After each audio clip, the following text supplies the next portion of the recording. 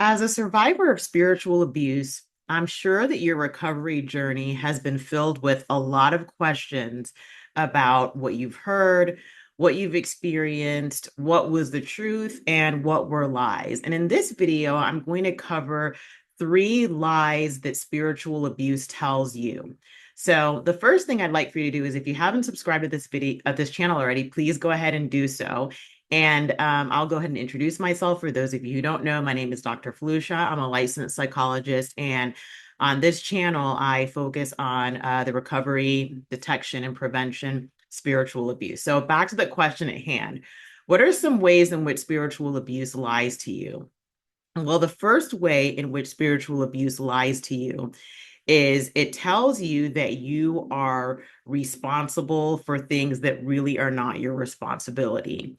Many times when I have talked to people who have been through spiritual abuse, many things that have happened to them, they are convinced that is their fault, right? And something that tends to happen in abusive environments and abusive households is there tends to be a lot of placed on blame placed that's not right. So what I mean by that is that sometimes things just happen.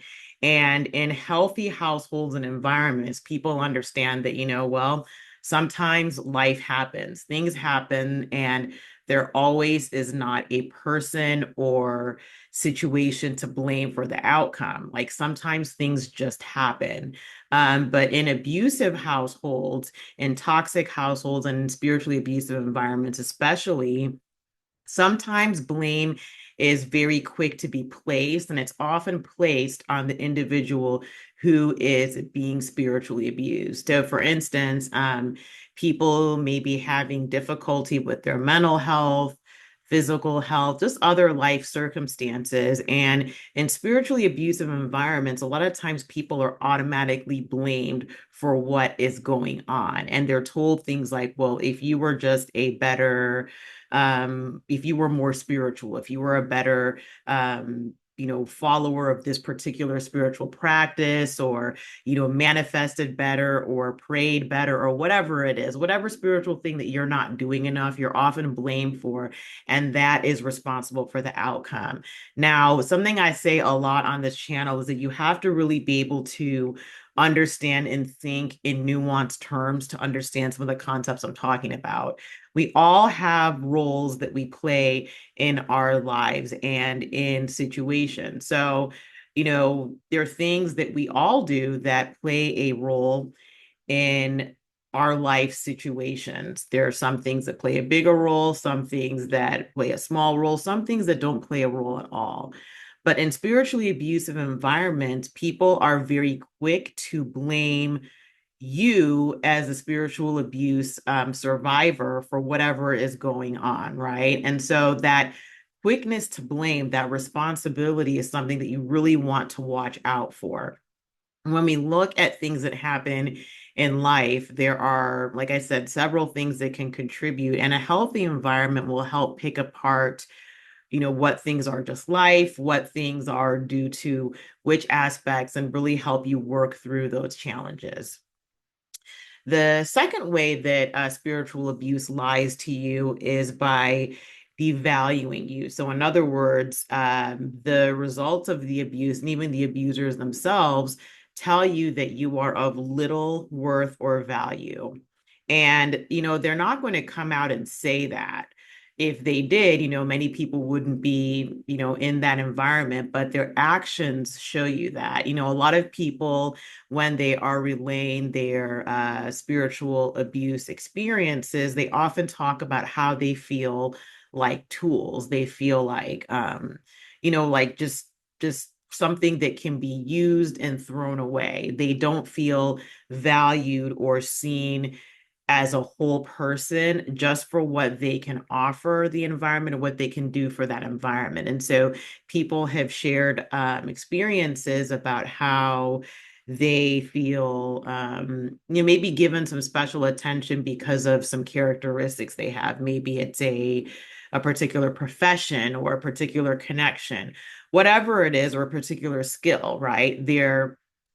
they're praised for that and they're given attention for that, but then they're also used for that over time. And so they don't feel like that spiritual environment actually values them and cares about their well-being and success. It's more of like, what can you do for us? And once we are done using you, we will throw you away or ignore you. Or if you go against our wishes or upset us in any way, then we just discard you. We use you for what you can give us, but we don't care about you.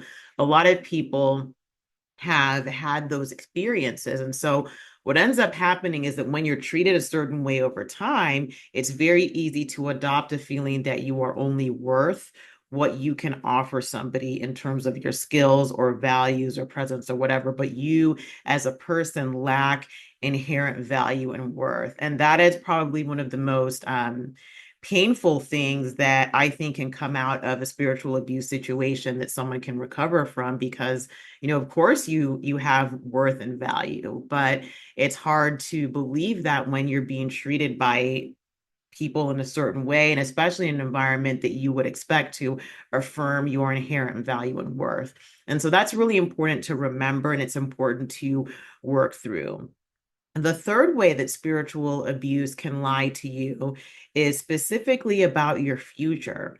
And spiritually abusive environments in particular tend to operate on a scarcity, fear-based mindset. And I have a video on my channel that talks about what the scarcity mindset is. So if you aren't familiar with that, I'd encourage you to watch that video. But basically, what that the lie that environment and that abuse will tell you is that your future doesn't really look all that good, right? Your future really doesn't have a lot of prospects or clarity unless you are yoked and like one fused with that environment, right? And so it is one of those things where you have this feeling a lot of times that something bad is going to happen. The other shoe is going to drop. And people who are spiritually abusive, remember that they're master manipulators. And so they know how to, push your buttons and get you to fall in line. And they do this in lots of ways, but one way in particular is fear, and fear about your future. And so, you may have dreams, you may have aspirations, you may have goals, but that environment will tell you that, unless we are a part of your lives, then that future is not going to go well for you. And they'll say this in different ways. They may not come out right and say that, but anytime you think about your future, you want to do certain things that may not align with the goals of that spiritually abusive environment, then you'll start to hear messages that cause you to doubt yourself and to doubt, what the outcome of that future is going to look like. It could be decisions that you want to make about, who you want to date or marry, where you want to live, what kind of profession you want to do, anything along those lines that has to do with your autonomy and your free will. And so that environment will lie to you and tell you that your future really is not secure unless they're in charge of it. Okay, so I'm going to go over the three things I talked about before. The first way that spiritual abuse lies to you is about responsibility, and they're quick to put blame, not, if not most, but all of the blame on you for something that may not necessarily be your fault, or that may have very many factors at play. So that's the first thing. The second thing that spiritual abuse will lie to you about is your value. And they do this by how they treat you. So you're basically treated like a tool, like, just for what you're valued for what you offer, not for who you are. And then the third way is your future, and basically the message that they send. It's kind of a scarcity based message that your future is not secure unless they are in control of it. So I hope those pointers that I gave you help. And I'd also like to hear from you in the comment section. What other lies are you processing and recovering from as a spiritual abuse survivor? What other ways do you feel spiritual abuse lies to you? To book a free consultation, you can go to my website, skillsetcounseling.com, and click on the orange button. or you can also go to my website and contact me in the information box at the bottom of the screen. And I'll also put something in the box on the video as well. So I'd love to hear from you in the comments. I hope you have a wonderful day that is filled with peace. Bye-bye.